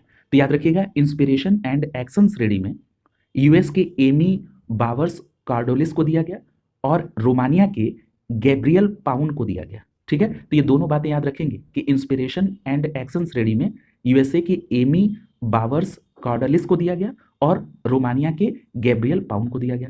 क्लियर? और एक बहुत पॉपुलर प्रश्न जो मैं आपसे अधिकतर पूछता रहता हूं कि रोमानिया की राजधानी कई बार चर्चा भी हो चुकी है, बुखारेस्ट। क्लियर? तो ये बात भी आपको ध्यान में रखनी होगी। अगला प्रश्न देखिए, अगला प्रश्न आपसे पूछा जा रहा है कि एंटरप्रेन्योरियल विजन इस श्रेणी में किसको सम्मानित किया गया। तो याद रखिएगा एंटरप्रेन्योरियल विजन श्रेणी में मिस्र का एक संगठन है जिसका नाम है SEKEM, इसको सम्मानित किया गया। क्लियर है? अगला प्रश्न, अच्छा, मिस्र की राजधानी काहिरा। अगला प्रश्न पूछ रहा है कि मेरियम वेबस्टर डिक्शनरी के द्वारा 2024 का वर्ड ऑफ द ईयर किसको चुना गया? यानी वो शब्द कौन है जिसको वर्ड ऑफ द ईयर 2024 चुना गया? किसके द्वारा? मेरियम वेबस्टर डिक्शनरी के द्वारा। तो याद रखिएगा उस वर्ड का नाम है पोलराइजेशन, यानी ध्रुवीकरण। ठीक है, तो याद रखेंगे मेरियम वेबस्टर डिक्शनरी के द्वारा 2024 का जो शब्द चुना गया यानी वर्ड ऑफ द ईयर 2024 कौन था? पोलराइजेशन यानी ध्रुवीकरण। अगला देखिए, अगला प्रश्न पूछ रहा है कि जेसी डेनियल पुरस्कार 2023 किसे सम्मानित किया गया? तो याद रखेंगे एक फिल्म निर्माता है जिनका नाम है साजी एंड करुड़। क्या नाम है? साजी एंड करुड़, ये फिल्म निर्माता है और इनको जेसी डेनियल पुरस्कार 2023 प्रदान किया गया। कब? 9 दिसंबर 2024 को। क्लियर है? यहां पर एक बात और याद रखिएगा कि अगर आपसे यह प्रश्न पूछा जाए कि नारकोटिक्स ड्रग्स पर संयुक्त राष्ट्र आयोग के 68वें सत्र की अध्यक्षता के लिए किस देश को चुना गया? तो याद रखिएगा उस देश का नाम है भारत। तो स्पष्ट रूप से याद रखिएगा कि भारत को नारकोटिक ड्रग्स पर संयुक्त राष्ट्र आयोग के 68वें सत्र की अध्यक्षता दी गई है। किस सत्र की? 68वें सत्र की अध्यक्षता, स्पष्ट रूप से ध्यान में रखिएगा। अब अगला प्रश्न ये बनता है कि भारतीय प्रतिनिधि के रूप में 68वें सत्र की अध्यक्षता का पदभार किसने संभाला? तो याद रखिएगा उनका नाम है शंभू एस कुमारन। क्या नाम है? शंभू एस कुमारन। इन्होंने भारतीय प्रतिनिधि के रूप में 68वें सत्र की अध्यक्षता का भार संभाला। अगला प्रश्न पूछ रहा है कि शांति, निरस्त्रीकरण और विकास के लिए इंदिरा गांधी पुरस्कार 2024 किसे देने की घोषणा की गई? तो याद रखेंगे 6 दिसंबर 2024 को चिली के पूर्व राष्ट्रपति, उनका नाम क्या है? मिशेल बैचेलेट। क्या नाम है? मिशेल बैचेलेट। ये चिली के पूर्व राष्ट्रपति हैं और इनको इंदिरा गांधी पुरस्कार 2024 दिए जाने की घोषणा की गई है। इंदिरा गांधी पुरस्कार 2024 शांति, निरस्त्रीकरण और विकास के लिए प्रदान किया जाता है और ये इस बार घोषणा हुई है चिली के पूर्व राष्ट्रपति मिशेल बैचेलेट को देने की। एक प्रश्न ये भी बनता है कि जो मिशेल बैचेलेट हैं इनके किस योगदान के लिए पुरस्कार मिल रहा है? तो मानवाधिकार, शांति और समानता के लिए योगदान के लिए इनको पुरस्कार मिल रहा है। किसको? मिशेल बैचेलेट को। और ये चिली के पूर्व राष्ट्रपति हैं। क्लियर? चिली की राजधानी सेंटियागो। अगला देखिए, अगला प्रश्न पूछ रहा है कि द मनी ट्रैप, इस पुस्तक के लेखक कौन है? The money trap. तो याद रखेंगे आलोक समा। याद रखेंगे आलोक समा जी की पुस्तक का नाम है द मनी ट्रैप। अगला प्रश्न पूछ रहा है कि विश्व समुद्री प्रौद्योगिकी सम्मेलन अर्थात WMTC 2024 कहां पर आयोजित किया गया? तो याद रखेंगे चेन्नई में 4 से 6 दिसंबर 2024 के बीच विश्व समुद्री प्रौद्योगिकी सम्मेलन अर्थात WMTC 2024 का आयोजन किया गया। कब से कब तक? 4 से 6 दिसंबर 2024 के बीच। कहां पर? चेन्नई में। अगला प्रश्न बन रहा है कि WMTC का आयोजन कितने वर्षों के अंतराल पर किया जाता है? तो आपका जवाब होगा 3 वर्षों के अंतराल पर। क्लियर है? अगले प्रश्न में पूछा जा रहा है कि ये जो सम्मेलन है WMTC, जिसको आप कह रहे हैं कि विश्व समुद्री प्रौद्योगिकी सम्मेलन 2024, इस सम्मेलन की मेजबानी किस संस्था के द्वारा की गई? तो आपका जवाब होगा institute of marine engineers India, Chennai branch के द्वारा। क्लियर? अगला प्रश्न पूछा जा रहा है कि टर्नर प्राइज 2024 की विजेता किसे घोषित किया गया है? तो याद रखेंगे दिसंबर 2024 में टर्नर प्राइज 2024 की घोषणा जसलीन कौर के लिए किया गया है। किसके लिए? जसलीन कौर के लिए। क्लियर? तो ये बात ध्यान में रखिएगा। अगला प्रश्न पूछ रहा है कि जसलीन कौर को यह पुरस्कार किस प्रदर्शनी के लिए दिया गया? तो याद रखेंगे अल्टर अल्टर ग्लासगो यूके के लिए। ठीक है, तो याद रखेंगे अल्टर अल्टर ग्लासगो यूके के लिए जसलीन कौर को टर्नर प्राइज 2024। अगला प्रश्न पूछा जा रहा है कि Aster guardians global nursing award 2024 की विजेता कौन है? तो याद रखिएगा फिलीपींस की नर्स हैं जिनका नाम है मारिया विक्टोरिया जुआन। क्या नाम है? मारिया विक्टोरिया जुआन। ठीक है, तो याद रखेंगे फिलीपींस की नर्स मारिया विक्टोरिया जुआन को Aster guardians global nursing award 2024 से सम्मानित किया गया। क्लियर? अगला प्रश्न पूछ रहा है कि उबर ने, किसने? उबर ने, इसको सही कर लेंगे, उबर ने भारत की पहली जल परिवहन सेवा कहां पर लॉन्च की? तो याद रखेंगे श्रीनगर के डल झील में। ध्यान रखिएगा दिसंबर 2024 में श्रीनगर के डल झील में उबर ने भारत की पहली जल परिवहन सेवा को लॉन्च किया है। कहां पर? डल झील, श्रीनगर में। क्लियर? प्रश्न इस तरह भी बन सकता है कि डल झील श्रीनगर में भारत की पहली जल परिवहन सेवा को किसने लॉन्च किया? तो आपका जवाब होगा उबर ने। क्लियर? ये प्रश्न इंपॉर्टेंट है। अगला प्रश्न पूछ रहा है कि श्रीलंका की नई मुख्य न्यायाधीश के रूप में किसने शपथ लिया? तो याद रखेंगे 2 दिसंबर 2024 को डॉक्टर मुर्दो फर्नांडो। क्या नाम है? डॉक्टर मुर्दो फर्नांडो। ठीक है, ये श्रीलंका की नई मुख्य न्यायाधीश बनी है डॉक्टर मुर्दो फर्नांडो। क्लियर? तो डॉक्टर मुर्दो फर्नांडो श्रीलंका की नई मुख्य न्यायाधीश बनी है। और ये क्यों ऐतिहासिक उपलब्धि है कि डॉक्टर मुर्दू फर्नांडो श्रीलंका की मुख्य न्यायाधीश बनी? तो याद रखिएगा ये दूसरी महिला मुख्य न्यायाधीश है, नाम है मुर्दू फर्नांडो, और ये श्रीलंका की मुख्य न्यायाधीश बनी है। अगला प्रश्न पूछा जा रहा है कि द सेंटेंस, क्या नाम है पुस्तक का? The sentence. ये किसकी पुस्तक है? गौतम भाटिया की। किसकी? गौतम भाटिया की। तो याद रखेंगे गौतम भाटिया की पुस्तक का नाम क्या है? The sentence. अगला प्रश्न आपसे पूछ रहा है कि डॉक्टर जयतीर्थ राघवेंद्र जोशी, क्या नाम है? डॉक्टर जयतीर्थ राघवेंद्र जोशी को किसका नया सीईओ और एमडी नियुक्त किया गया है? तो याद रखेंगे ब्रह्मोस एयरोस्पेस का। ये भी इंपॉर्टेंट प्रश्न है। 1 दिसंबर 2024 को याद रखिएगा ब्रह्मोस एयरोस्पेस के नए सीईओ और एमडी कौन नियुक्त किए गए? डॉक्टर जयतीर्थ राघवेंद्र जोशी। क्लियर है? अगला प्रश्न देखिए। अगला प्रश्न पूछा जा रहा है कि पुस्तक का नाम है बियॉन्ड द हिग्स बोसान। इसके लेखक कौन है? तो याद रखेंगे माणिक कोटवाल। याद रखिएगा पुस्तक बियॉन्ड द हिग्स बोसान के लेखक हैं माणिक कोटवाल। क्लियर है? अगला प्रश्न देखिए, पूछा जा रहा है कि एशियाई विकास बैंक अर्थात एडीबी के 11वें अध्यक्ष कौन निर्वाचित हुए हैं? तो सबसे पहली बात तो ये ध्यान रखिएगा उनका नाम है मसातो कांडा, और ये कहाँ के हैं? जापान के। तो यहाँ पर दो बातें प्रमुख रूप से आपको ध्यान में रखनी है कि जापान के मसातो कांडा को एशियाई विकास बैंक का 11वां अध्यक्ष बनाया गया है। क्रम याद रखेंगे 11वां। नाम क्या है? मसातो कांडा। कहाँ के हैं? जापान के। अगर ये प्रश्न पूछा जाए कि एशियाई विकास बैंक को इस्टेब्लिश कब किया गया, यानी इसका इस्टेब्लिशमेंट कब हुआ, तो याद रखेंगे 1966 में। कब हुआ? 1966 में। क्लियर है? तो ये बात ध्यान में रखेंगे। और वर्तमान में इसके सदस्य कितने हैं? 69। ठीक है। अगला देखिए, पूछ रहा है कि 52वां अंतरराष्ट्रीय एमी पुरस्कार का आयोजन कहां पर किया गया? तो याद रखेंगे न्यूयॉर्क में। दो बातें प्रमुख रूप से ध्यान में रखनी है कि 25 नवंबर 2024 को जो अंतरराष्ट्रीय एमी पुरस्कार आयोजित हुआ वो कहां पर हुआ? तो न्यूयॉर्क में। किस क्रम का था? 52वां। ठीक है। तो 52वां अंतरराष्ट्रीय एमी पुरस्कार 2024 न्यूयॉर्क में आयोजित हुआ 25 नवंबर को। अगला प्रश्न पूछ रहा है कि ये जो 52वां अंतरराष्ट्रीय एमी पुरस्कार है इसमें मेजबानी किस भारतीय कॉमेडियन ने की, इसलिए ये और महत्वपूर्ण हो जाता है। तो याद रखेंगे उस भारतीय कॉमेडियन का नाम है वीर दास, और ये पहले भारतीय बन गए हैं। ठीक है। तो इसलिए बहुत महत्वपूर्ण है कि 52वां अंतरराष्ट्रीय एमी पुरस्कार का आयोजन 25 नवंबर 2024 को न्यूयॉर्क में हुआ और इसकी मेजबानी भारतीय कॉमेडियन वीर दास ने की, और इस प्रकार ये पहले भारतीय बन गए। क्लियर है? अगला देखिए। अगला प्रश्न पूछ रहा है कि अंतरराष्ट्रीय एमी अवार्ड 2024 का आयोजन किस संगठन ने किया था? तो याद रखेंगे अंतरराष्ट्रीय एमी अवार्ड 2024 का जो आयोजन है ये international academy of television arts and sciences के द्वारा किया गया। क्लियर है? किसके द्वारा? International academy of television arts and sciences के द्वारा अंतरराष्ट्रीय एमी अवार्ड 2024 का आयोजन किया गया। किस क्रम का था ये? 52वां। ठीक है। तो ये भी बात आपको ध्यान में रखना है। अगला प्रश्न पूछ रहा है कि सर्वश्रेष्ठ अभिनेता का पुरस्कार किसने प्राप्त किया? तो याद रखेंगे यूनाइटेड किंगडम के अभिनेता हैं, उनका नाम है टिमोथी स्पाल। क्या नाम है? Timothy Spall. याद रखेंगे टिमोथी स्पाल को, जो कि यूके के हैं, इनको सर्वश्रेष्ठ अभिनेता का पुरस्कार मिला है। अगला प्रश्न आपसे पूछ रहा है कि इरास्मस पुरस्कार 2024 किसे प्रदान किया गया? तो याद रखिएगा इरास्मस पुरस्कार 2024 26 नवंबर 2024 को दिया गया अमिताभ घोष को। किसको? अमिताभ घोष को। इरास्मस पुरस्कार 2024 अमिताभ घोष को।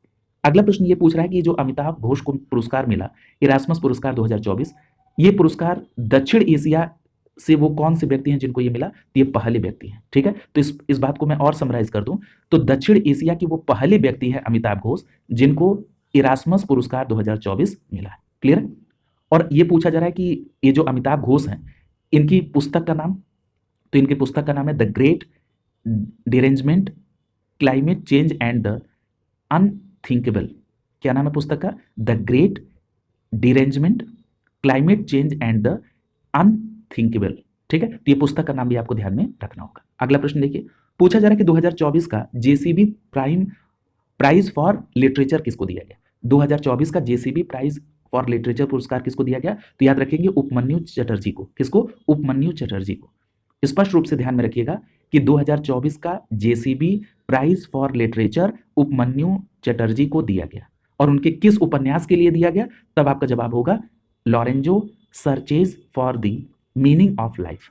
Lorenzo searches for the meaning of life के लिए उपमन्यु चटर्जी को 2024 का जेसीबी प्राइज फॉर लिटरेचर दिया गया। क्लियर? अगला देखिए।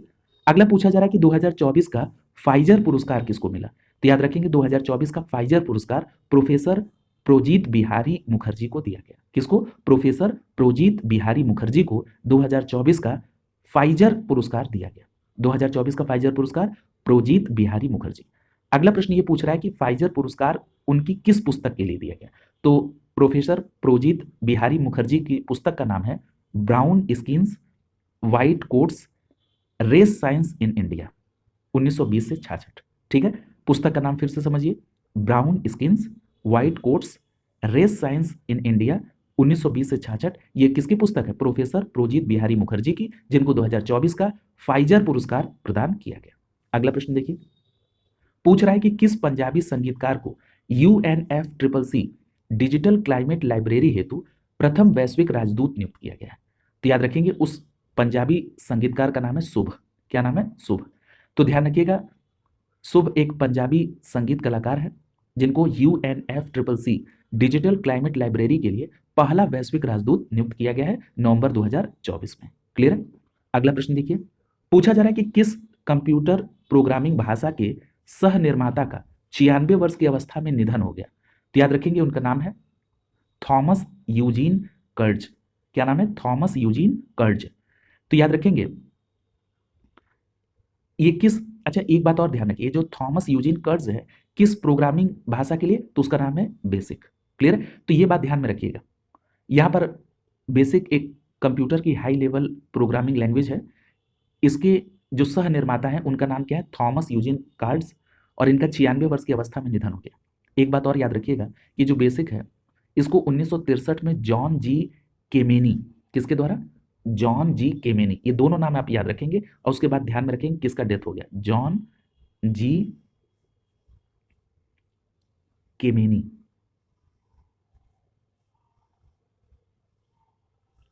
जॉन जी केमेनी और थॉमस यूजीन कार्ड्स, इन्होंने 1963 में इस basic high level programming language को इसका निर्माण किया, और इसमें से थॉमस यूजीन कार्ड्स का 96 वर्ष की अवस्था में 12 नवंबर 2024 को निधन हो गया। क्लियर? इतनी बात आपको ध्यान में रखनी है। अगला देखिए, अगला प्रश्न आपसे पूछ रहा है कि बेसिक का फुल फॉर्म क्या है? तो याद रखेंगे beginners all purpose symbolic instruction code. ठीक है, तो ये भी फुल फॉर्म भी याद रखेंगे। ये एक हाई लेवल प्रोग्रामिंग लैंग्वेज है, beginners all purpose symbolic instruction code. अगला देखिए, पूछा जा रहा है कि जस्टिस डी कृष्ण कुमार को, क्या नाम है? जस्टिस डी कृष्ण कुमार को किस हाई कोर्ट का मुख्य न्यायाधीश नियुक्त किया गया है? तो याद रखेंगे मणिपुर हाई कोर्ट का। क्लियर? हाई कोर्ट से संबंधित जो इसके स्टैटिक पार्ट थे वो आपको बताए जा चुके हैं, कवर कराए जा चुके हैं। क्लियर? इसको भी आप देख लेंगे पॉलिटी के दृष्टिकोण से, और भी जो भी उसमें अनुच्छेद है। तो ये बात कर रहे थे कि मणिपुर हाई कोर्ट में मुख्य न्यायाधीश नियुक्त हुए हैं justice D Krishna Kumar. Clear है? और अगर पूछा जाए कि मणिपुर हाई कोर्ट की स्थापना कब हुई थी, एक बार प्रश्न ये पूछा है, तो याद रखेंगे 25 मार्च 2013 को, 25 मार्च 2013 को मणिपुर हाई कोर्ट की स्थापना की गई थी। क्लियर? अगला प्रश्न आपसे पूछ रहा है कि विश्व की 5वीं और देश की पहली नाइट सफारी कहां पर स्थापित करने की घोषणा की गई? तो याद रखिएगा लखनऊ में। विश्व की 5वीं और देश की पहली नाइट सफारी लखनऊ में स्थापित करने की घोषणा की गई। अगला करा है कि सामंथा हार्वे ने वर्ष 2024 में किस उपन्यास के लिए बुकर पुरस्कार जीता है? तो याद रखिएगा उपन्यास का नाम है ऑर्बिटल। क्या नाम है? ऑर्बिटल। तो याद रखेंगे उपन्यास ऑर्बिटल के लिए सामंथा हार्वे, नाम याद रखेंगे सामंथा हार्वे, इनको बुकर पुरस्कार दिया गया। ठीक है, 2024 में, और ये कब? नवंबर 2024 को। ऑर्बिटल के लिए किसको? सामंथा हार्वे को। अगला देखिए, अगले प्रश्न में पूछ रहा है कि ये जो ऑर्बिटल उपन्यास है किस पर आधारित है? तो याद रखेंगे अंतरराष्ट्रीय अंतरिक्ष स्टेशन पर। तो अगर मैं इस पूरी बात को एक लाइन में समराइज कर दूं तो याद रखिएगा उपन्यास ऑर्बिटल जो कि अंतरराष्ट्रीय अंतरिक्ष स्टेशन पर आधारित उपन्यास है, इसके लिए सामंथा हार्वे को बुकर पुरस्कार 2024 दिया गया। क्लियर? अगला प्रश्न आपसे पूछा जा रहा है कि फिक्की के नए अध्यक्ष के रूप में किसने पदभार ग्रहण किया? यानी फिक्की के नए अध्यक्ष कौन बने हैं? तो याद रखिएगा हर्षवर्धन अग्रवाल। क्लियर? फिक्की का फुल फॉर्म क्या होगा? तो याद रखेंगे फिक्की का फुल फॉर्म होगा federation of Indian chambers of commerce and industry. FICCI का फुल फॉर्म क्या होगा? Federation of Indian chambers of commerce and industry. ठीक है, और इसके अध्यक्ष कौन बने हैं? हर्षवर्धन अग्रवाल। क्लियर? और अगर आपसे पूछा जाए कि फिक्की की स्थापना कब हुई थी, तो याद रखिएगा फिक्की की स्थापना 1927 को हुई थी। क्लियर? और फिक्की का मुख्यालय कहां पर है? दिल्ली में। अगला पूछा जा रहा है कि सोनू सूद को किस देश के पर्यटन के लिए ब्रांड एम्बेसडर और सलाहकार नियुक्त किया गया है? तो याद रखेंगे थाईलैंड का। ठीक है, तो याद रखेंगे थाईलैंड में सोनू सूद को पर्यटन के लिए ब्रांड एम्बेसडर और सलाहकार नियुक्त किया गया है। कहां के? थाईलैंड के। अगला देखिए, तो यहाँ पर संक्षिप्तियां कंप्लीट हो गई। अगला जो टॉपिक है वो है खेल से संबंधित, यानी खेल से संबंधित घटनाओं से जो प्रश्न है उनको देखेंगे। सबसे पहला प्रश्न आपसे पूछा जा रहा है कि सीनियर राष्ट्रीय बैडमिंटन चैंपियनशिप 2024 का आयोजन कहां पर किया गया। तो याद रखेंगे 18 से 24 दिसंबर 2024 के बीच कर्नाटक के बेंगलुरु में सीनियर राष्ट्रीय बैडमिंटन चैंपियनशिप 2024 आयोजित हुई। क्लियर। यहां पर एक बात और इंक्लूड करिए, तब ये प्रश्न और कंप्लीट होगा। ये किस क्रम का चैंपियनशिप था, तो याद रखिएगा 86वां। किस क्रम का था, 86वां। ठीक है, तो अब ये प्रश्न देखिए कैसे बनेगा कि जो बेंगलुरु में सीनियर राष्ट्रीय बैडमिंटनशिप 2024 का आयोजन हुआ, ये किस क्रम का था, तो आपका जवाब होगा 86वां। क्लियर है, तो याद रखेंगे 18 से 24 दिसंबर 2024 के बीच बेंगलुरु कर्नाटक में 86वां सीनियर राष्ट्रीय बैडमिंटन चैंपियनशिप 2024 का आयोजन किया गया। क्लियर हो गया। अब अगला प्रश्न इसमें पूछ रहा है कि पुरुष एकल का खिताब इसमें किसने जीता। तो इसमें पुरुष एकल का खिताब जीता कर्नाटक के एम रघु ने। पुरुष एकल का खिताब किसने जीता, कर्नाटक के एम रघु ने। और पुरुष एकल में उप विजेता कौन रहा, तो रेलवे से मिथुन मंजूनाथ। ठीक है, तो याद रखेंगे 86वें सीनियर राष्ट्रीय बैडमिंटन चैंपियनशिप 2024 में पुरुष एकल में कर्नाटक के एम रघु जीते और पुरुष एकल में उप विजेता रहे रेलवे के मिथुन मंजूनाथ। ठीक है, अगर पूछा जाए कि महिला एकल का खिताब किसने जीता, तो याद रखेंगे हरियाणा की देविका सिहाग ने। किसने, हरियाणा की देविका सिहाग ने। क्लियर। यहां पर एक प्रश्न और आपको इंक्लूड करना होगा, उसके पीछे का रीजन पहले समझ लीजिए। रीजन यह है कि ये यूपी स्पेशल से संबंधित है।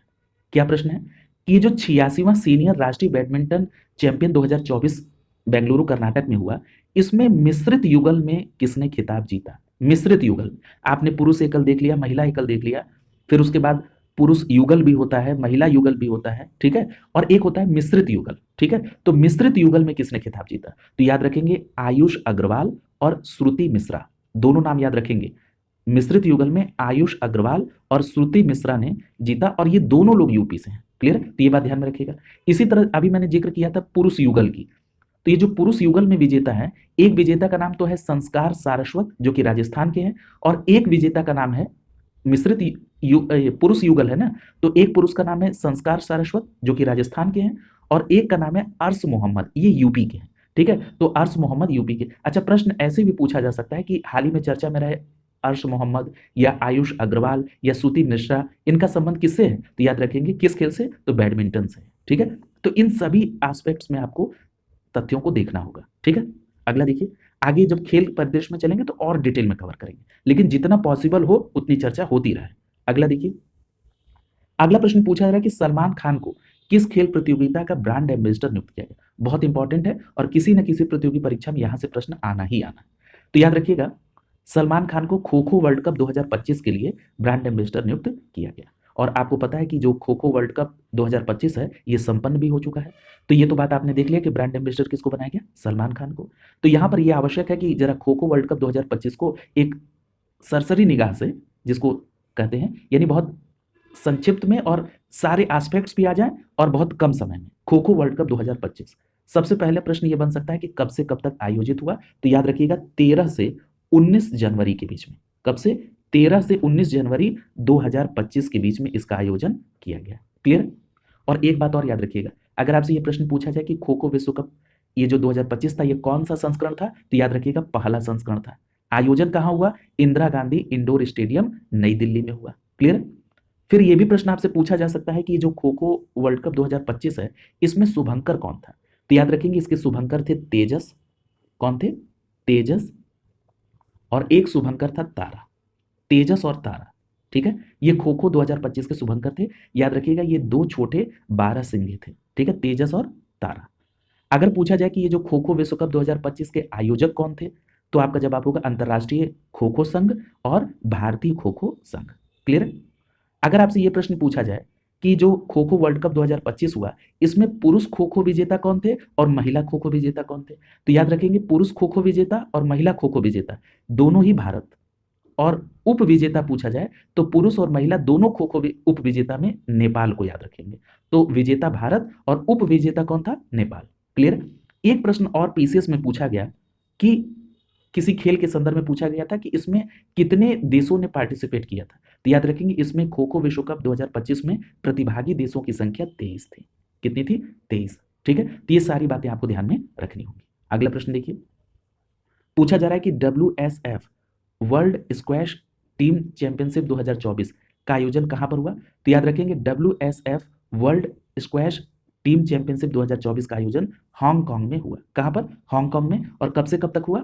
9 से 15 दिसंबर 2024 के बीच। क्लियर?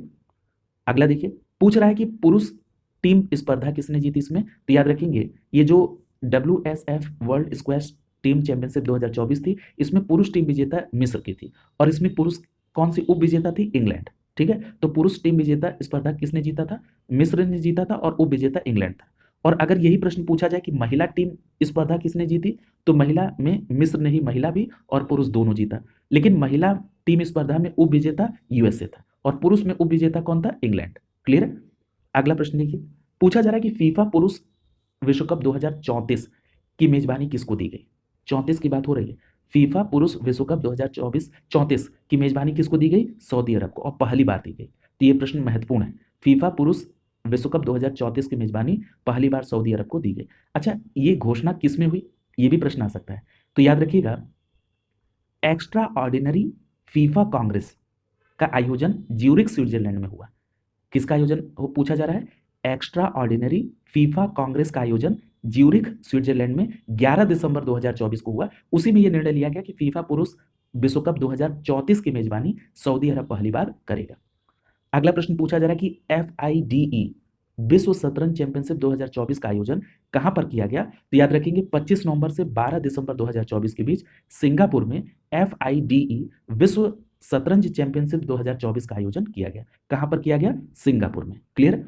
अगला प्रश्न पूछ रहा है कितने गेम मैच आयोजित किए गए? तो 14 मैच आयोजित किए गए। क्लियर? तो ये बात ध्यान में रखेंगे। एक बात और ध्यान में रखिएगा कि इतिहास में सबसे कम उम्र का चैंपियनशिप कौन बना? तो याद रखेंगे भारत के गुकेश, जो कि 18 वर्ष के थे। क्लियर? ये भी प्रश्न यहां पर बन सकता है। और एक बात और याद रखिएगा, दोनों को कोरिलेट करना और आसान हो जाएगा। ये जो विश्व शतरंज चैंपियनशिप 2024 आयोजित हुआ, ये किस क्रम का था? तो याद रखिएगा ये 18वां था। किस क्रम का था? 18वां। तो डी गुकेश जो भारत के थे जिन्होंने ये चैंपियनशिप जीता सबसे कम उम्र के, ये भी 18 साल के, और जो ये विश्व शतरंज चैंपियनशिप हुई इसका क्रम भी 18वां था। ठीक है, तो ये दोनों बातें आपको रिलेट कर लेंगे। यहाँ पर आपको ये बात पता ही है कि ये जो शतरंज में विश्व शतरंज चैंपियनशिप बनने की बात है, तो ये जो डी गुकेश हैं ये दूसरे हैं जिन्होंने ये जीता है। पहले इसके पहले 5 बार, याद रखिएगा 5 बार विश्व शतरंज चैंपियनशिप रह चुके हैं विश्वनाथन आनंद। क्या नाम है? विश्वनाथन आनंद। ठीक है, तो ये भी बात आपको ध्यान में रखनी होगी। क्लियर? इस प्रकार ये जो सीरीज है इसमें जो वन लाइनर पार्ट था वो आपका कंप्लीट हो गया। अब आगे इसमें जो डिटेल वाला पार्ट है वो लगातार आप लोग कह भी रहे हैं, और अपना जैसा सुझाव होगा आप लोग निश्चित रूप से दीजिएगा, तो उसके अकॉर्डिंग आगे इसको कंटिन्यू किया जाएगा। शुभकामनाओं के साथ आप सभी का बहुत बहुत धन्यवाद।